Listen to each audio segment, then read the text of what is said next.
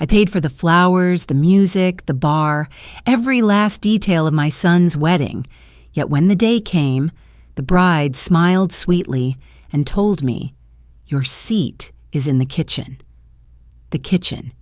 Grease on the floor, clattering pans hidden from every guest. I sat there in silence, my heart pounding, and realized to them I wasn't a mother, I was a wallet. While they toasted champagne I had paid for, I tasted only bitterness. And in that moment, a thought colder than ice settled in me. They would regret believing I could be erased. I was only 19 when I married William. He was a carpenter with a crooked smile and hands that always smelled faintly of cedar. We built our first home, nail by nail, plank by plank. And when Ethan was born 3 years later, I thought life had given me more than I deserved. But life has a way of carving out its own story. William collapsed in the driveway one spring morning, heart attack before his 40th birthday, and suddenly I was a widow with a 2-year-old boy and a mortgage that felt heavier than any grief.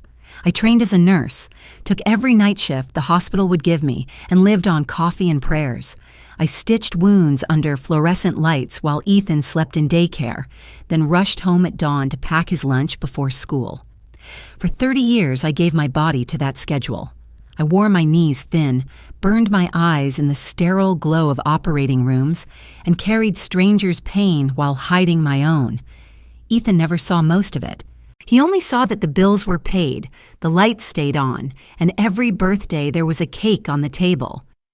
I never told him what it cost. When he got into college, I sold my mother's wedding ring to pay his first semester. When he needed a car, I worked double shifts for a year to make it happen. I thought, foolishly, that a son raised in sacrifice would grow into a man who valued it. For a long time, he did. Ethan used to say, "Mom, you're my whole world. I'll never forget what you've done." Those words kept me alive through nights when my back felt like it was splitting in two. Years bled into each other. My hair turned gray. My hands grew stiff. I counted the days until I could finally retire with the small pension waiting for me. Not much, but enough to keep a roof over my head and medicine in the cabinet. Then Ethan brought Chloe home.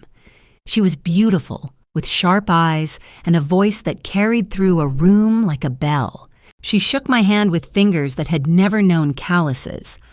I remember thinking she was far too polished for my son, but he looked at her as though she hung the moon, and I swallowed every doubt. When they announced their engagement, Ethan called me with the kind of excitement I hadn't heard since he was a boy. "Mom, we're planning something elegant. We want the kind of wedding people will remember forever." He laughed. "But weddings cost money, you know." He didn't ask directly. He didn't need to. I could hear the plea beneath his words. And like every other time in his life, I said yes before he finished the sentence. I sold the house William and I had built together, the one with the cedar porch where Ethan took his first steps. I told myself I was letting go of the past, trading wood and nails for my son's happiness. The check cleared, and I wired nearly every dollar into accounts linked to the florist, the band, the venue, the caterer. Chloe had dreams of imported flowers and a champagne fountain. Ethan wanted a string quartet to play during dinner. I gave them all of it. What no one knew, not Ethan, not Chloe, not the few friends I still had at the hospital, was that I also emptied my retirement account. 30 years of night shifts, every aching muscle, every birthday missed at work, all drained with a single signature. I told the broker I was making a family investment. In truth, I was gambling the rest of my life on one day. I smiled at the screen as the balance dropped to nearly zero, telling myself it was worth it. That if Ethan stood at the altar with joy in his eyes, I could live in a rented room until the end of my days and call it a victory. I remember folding the sales papers from the house into a neat stack and tucking them into the bottom drawer of my dresser. I closed the drawer slowly, almost reverently, like I was laying William to rest a second time. That house had been our beginning. Now it was Ethan's, or so I wanted to believe. At night, when I lay in my small apartment with walls that smelled faintly of mildew, I tried to picture the wedding. Chloe walking down the aisle with roses dripping from the ceiling, Ethan in a suit that finally made him look older than the boy I carried on my hip. I told myself over and over, this will be the moment it all makes sense.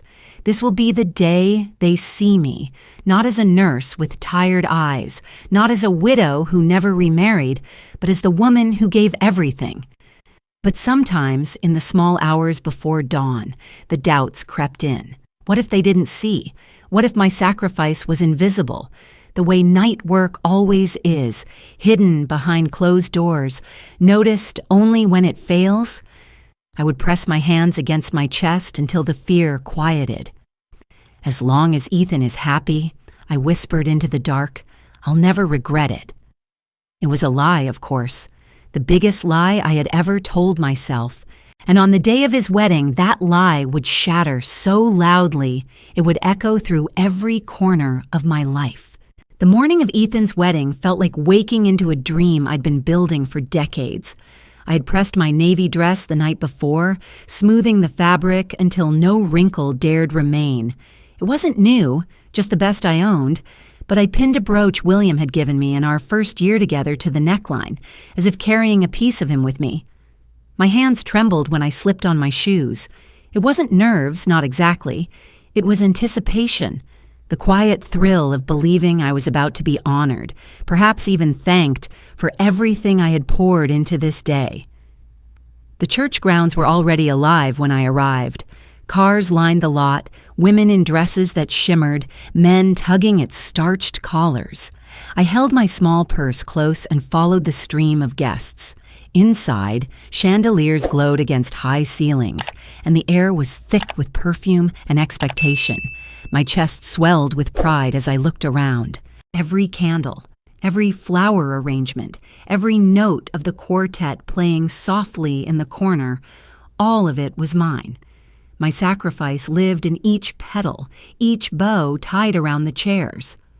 Margaret, Chloe's voice cut through the hum. She looked radiant, her gown a cascade of ivory silk. Her smile stretched wide, but her eyes stayed cold. She slipped her hand around my arm, the grip just a little too firm. We've saved you a special seat. I let her guide me, expecting the front row, perhaps beside Ethan's groomsmen or near the aisle where I could see my son take his vows. Guests glanced our way, some smiling politely. I lifted my chin, trying to ignore the way Chloe's pace quickened, her heels clicking sharp against the marble.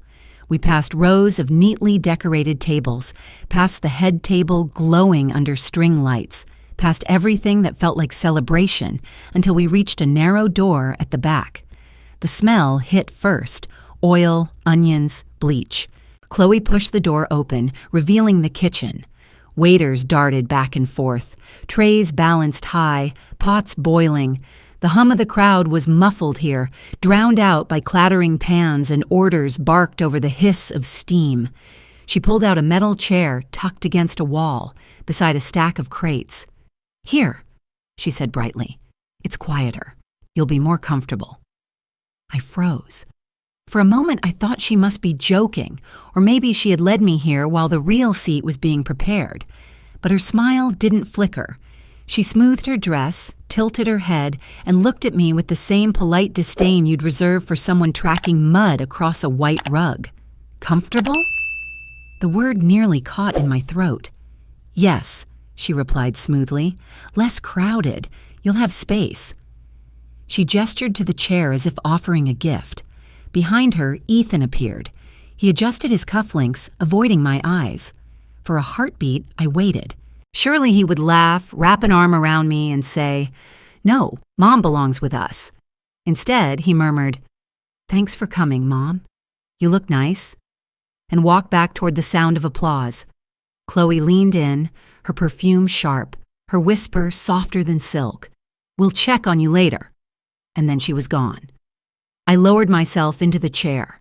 The metal was cold against my legs. Around me, the kitchen thrummed with motion. A dishwasher flung open, sending steam into the air. A server dropped a spoon, muttered an apology. I folded my hands tightly in my lap and stared at the floor tiles, their grout darkened from years of use. From beyond the door, I heard laughter. Toasts were being made, glasses raised. The string quartet's melody seeped faintly through the walls, distorted but recognizable. Each note stabbed, sharper than the last. I had paid for those musicians. Their crisp suits, their polished instruments, believing their music would wrap around me like a crown. Instead, it was a barrier, a reminder that joy bloomed elsewhere while I sat hidden among grease stains. A waiter brushing past nearly tripped over my chair. "Sorry, ma'am," he said, shifting the tray on his shoulder. I nodded faintly, my lips too stiff to answer. He disappeared before I could gather breath. I thought of all the times Ethan had once held my hand in crowded rooms, tugging me close, whispering, "Don't leave, Mom." Now he left me in a kitchen. My son, who used to need me for every scraped knee, every nightmare, couldn't spare a glance when I needed him to see me. The room spun with noise. Pans clanged, ovens hissed, voices barked instructions. And through it all, my heart beat like a drum in my ears. At first, I tried to convince myself it was a mistake. Maybe there wasn't enough space outside, maybe a mix-up with the seating chart. But then I remembered Chloe's eyes. Bright smile, hollow stare. No, this wasn't an accident. It was deliberate. I straightened in my chair, pressing my palms flat against my thighs to still the tremor. My gaze landed on the swinging door to the hall, where light spilled through each time a waiter passed. For a fleeting second, I imagined standing, pushing the door wide and demanding my rightful seat at my son's side. But I didn't. My body remained still, rooted by decades of habit. Nurses learn silence, learn to swallow their own needs so others might live. Old habits don't die at weddings. I listened instead. Listened to the clinking glasses, to Chloe's laugh carrying above the others, to Ethan's voice as he gave a toast I couldn't quite hear. The sound blurred with the crash of dishes, merging into something unbearable. Margaret lowered her head, the brooch at her collar glinting faintly under the fluorescent light. And as the kitchen swallowed her whole, she understood. This was no mistake. This was erasure. The kitchen door swung open again, and another burst of music spilled through. The string quartet played something elegant, light, the kind of melody meant to float like champagne bubbles. But here, muffled by the clatter of pans and the hiss of fryers, it cut sharp, each note sinking like a blade into my chest. Laughter followed, the sound of glasses clinking, of Ethan's voice rising above the crowd in some cheerful announcement I couldn't catch. The world in that hall glowed with everything I had purchased, while I sat in shadows with the smell of bleach stinging my nose. I closed my eyes and tried to breathe, but the music carried me backward. Suddenly, I was 28 again, kneeling on a hospital floor, scrubbing blood off my shoes after a 12-hour shift. My hands were raw from disinfectant, my bones heavy as stone. I remembered checking the clock and realizing Ethan's kindergarten play had ended hours earlier. He would have stood on stage, searching for me in the crowd, but I had been stitching a stranger's wound, whispering to myself that someday he'd understand. Another note of the violin twisted the memory. I saw myself in the break room at dawn, head resting against the vending machine as I counted tips from my second job, saving pennies to buy Ethan the science books he loved. I would slip them into his backpack while he slept, picturing his face lighting up at school. Those books had been his ticket to college. Those hours, those sacrifices, they lived in every glossy page. A waiter brushed past me, the tray tilting. Something slid onto the counter near my chair, a half-eaten slice of cake, set down in haste.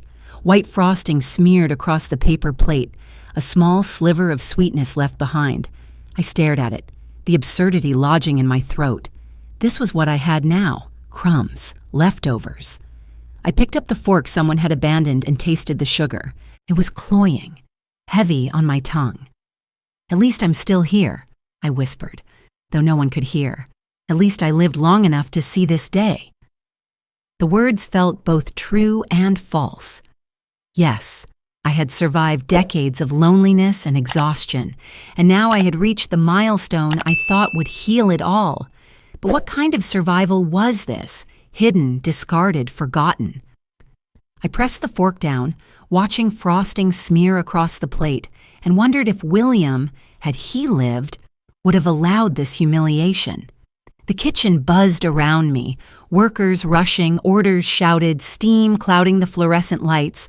I sat still, as if rooted to the chair. The music swelled again, and this time the melody seemed mocking, cruel. Each note whispered, "You don't belong. You never did." "Ma'am." A voice startled me. I looked up to see a young server, barely older than Ethan had been when he left for college. His hair stuck damp to his forehead, his bow tie crooked. He held a thick cream-colored envelope in his hands. "This was handed off by mistake," he said, pressing it toward me. "They told me to bring it to the family, but—" He glanced uncertainly at the door to the hall. "I thought maybe you should see it first." I frowned, confused. Why would I? But he was already rushing away. Tray lifted, vanishing back into the blur of movement. The envelope sat heavy in my lap. I turned it over. The paper was embossed, expensive, with Chloe and Ethan's names printed in gold on the corner. My fingers trembled as I slid a nail under the flap. Inside, I expected cash, perhaps one of the gifts meant for the couple that had been misdelivered. Instead, I pulled out neatly folded documents. My eyes caught the title first, bold across the page, Draft Agreement of Transfer. The words blurred as I scanned downward, references to property deeds, to consent of the current tenant, to signatures required for legal authority. My stomach dropped. These weren't wedding cards or blessings. They were papers to strip me of what little I still held. My small apartment, my name on accounts, the scraps of security I had clung to after selling our home. I blinked, my vision hardening. The violin beyond the wall reached its crescendo, sweet and soaring, while inside me something cracked open. The cake in my mouth turned to ash. I clutched the papers tighter, the edges biting into my palms. The laughter outside rose again, sharper, brighter, echoing off crystal. And I understood with a clarity so cold it left me still. This wedding wasn't just about excluding me, it was about erasing me. Margaret sat frozen, eyes locked on the words before her, as the kitchen swirled in motion. The envelope trembled in her grip. She could no longer hear the music as melody. It was a blade, slicing through illusion, leaving nothing but truth. This was no mistake. This was betrayal. The papers shook in my hands as though they carried a life of their own. I smoothed the first page against my knee, forcing myself to read the words, line by line, though each sentence seemed written in acid. Draft Agreement of Transfer. The phrase burned itself into me. I turned to the next page where neat legal clauses spoke in a language of betrayal. The undersigned Margaret Whitmore agrees to relinquish all rights and claims to the current lease property. My chest tightened. They weren't satisfied with the house I had already sold, the pension I had already drained. They wanted the last corner of the world I occupied, the small, damp apartment where I fell asleep with the sound of the upstairs pipes groaning through the walls. Ethan's name appeared, scrawled at the bottom in ink too familiar to mistake. Chloe's too, written with an elegant loop as though signing away my life was an art. There was a blank line beneath theirs, waiting for my hand. My signature. The final erasure. The kitchen noise dimmed around me, as though I had stepped into another chamber of silence. For a moment, I couldn't breathe. I saw Ethan's face when he was 6, holding out a crayon drawing of a stick figure woman labeled Mom, My Hero. I remembered the night I worked 36 hours straight so I could afford to buy him a winter coat, only to fall asleep at the table while he ate soup alone. Those sacrifices had been the bricks of our life, and now he had mortared over them with greed. I wanted to scream, to throw the papers into the boiling pots around me, watch the ink run and the words dissolve. But my body refused to move. Nurses learned to absorb the worst without sound. Screams of patients, insults from doctors, grief of families. 30 years of silence had trained me well. So I sat there, still as stone, the papers trembling only because my hands betrayed me. Through the door, applause erupted. I heard Chloe's laughter crisp and high. Perhaps they were being toasted. Perhaps Ethan was thanking the crowd for attending. I strained to catch a word, anything that might acknowledge me. Nothing.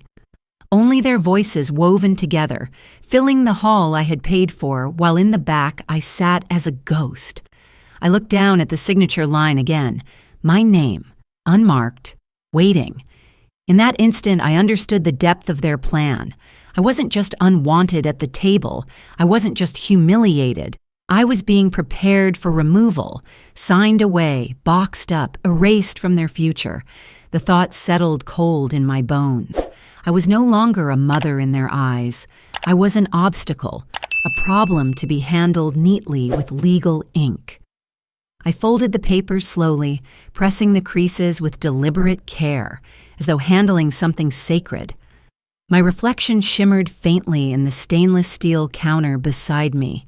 Lined face, tired eyes, the brooch glinting like a question mark at my collar. I barely recognized the woman staring back. She looked older than her years, hollowed not by time but by betrayal. "Ma'am?" The young server's voice cut through again. He had returned, glancing nervously at the envelope in my hand. "Everything all right?" I swallowed hard. "Yes," I lied, slipping the documents back inside. My voice came out calm, steady, almost detached. "Thank you." He hesitated, then nodded and hurried off, leaving me alone again with the weight of what I knew.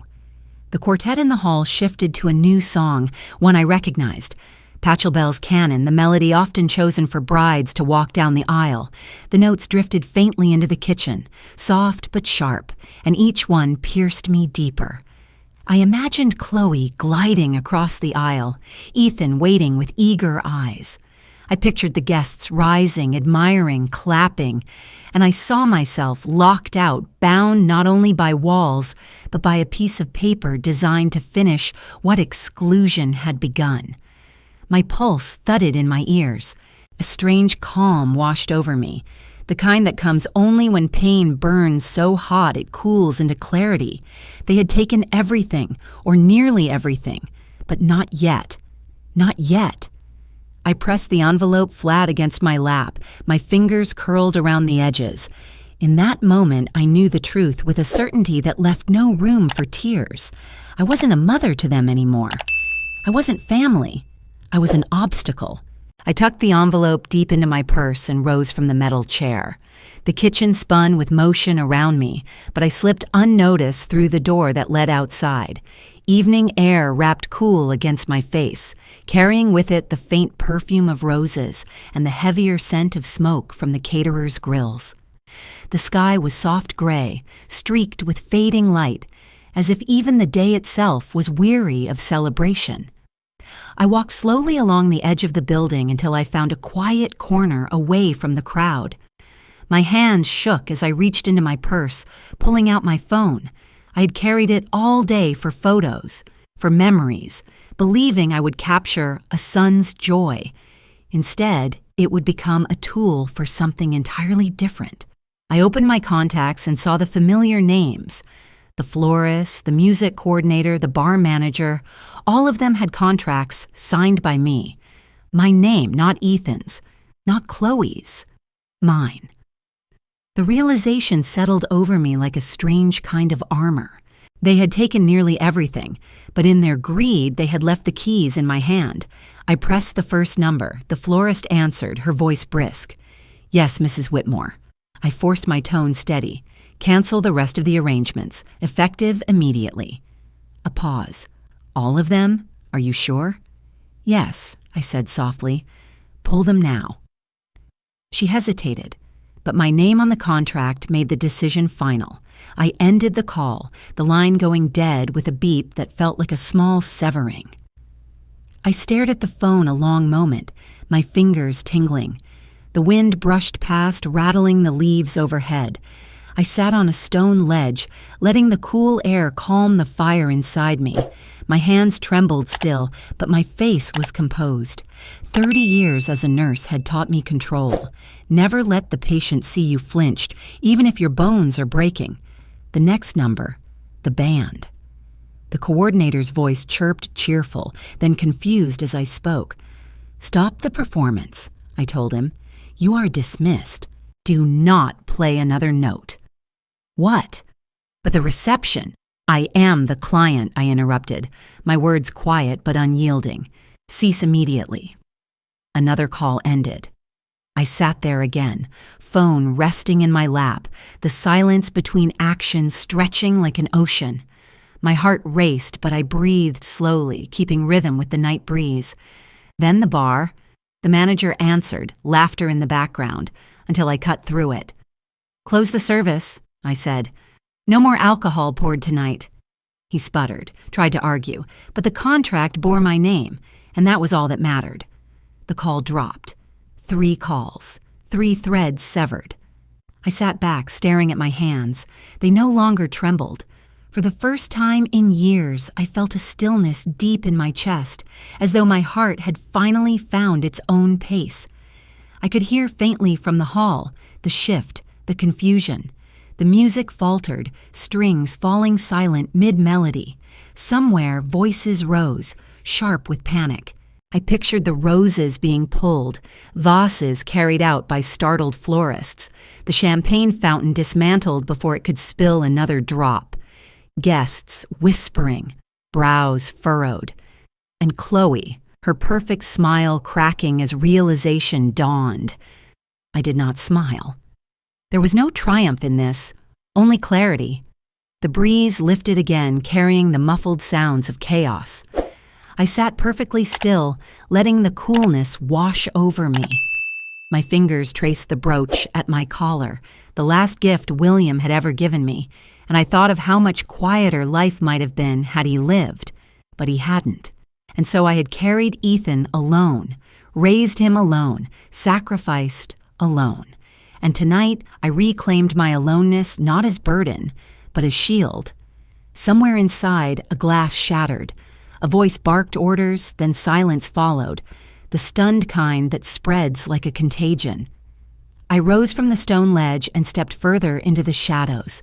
Through the windows, I saw flashes of faces turning, guests frowning at the sudden emptiness of the stage, the bare tables, the closed bar. Ethan's head whipped toward Chloe, who stood frozen, her complexion drained of color. Her lips moved in protest, in fury, but the words never reached me. I turned away, walking down the narrow path toward the street. My shoes clicked softly against the pavement.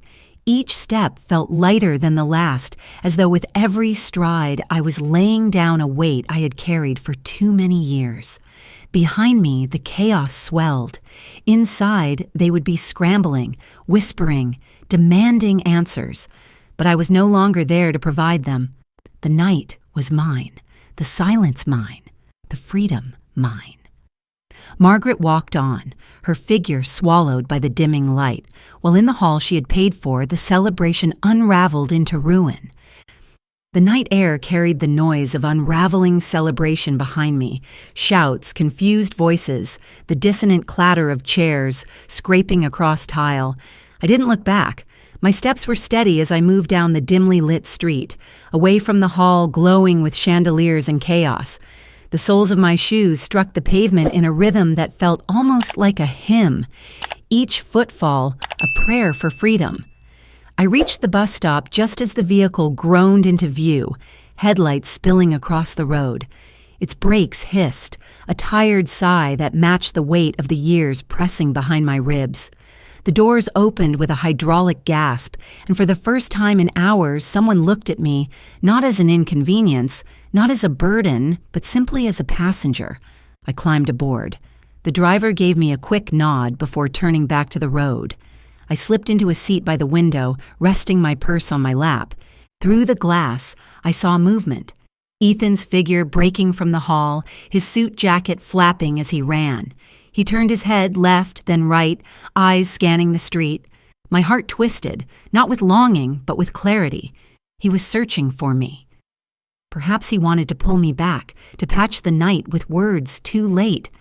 Perhaps he wanted to explain the papers, the seat in the kitchen, the silence he had given me in the face of Chloe's cruelty.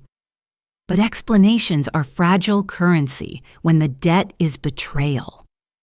I sat very still as the bus lurched forward. His figure grew smaller, swallowed by the glow of the reception hall, until he was nothing more than a blur in the distance.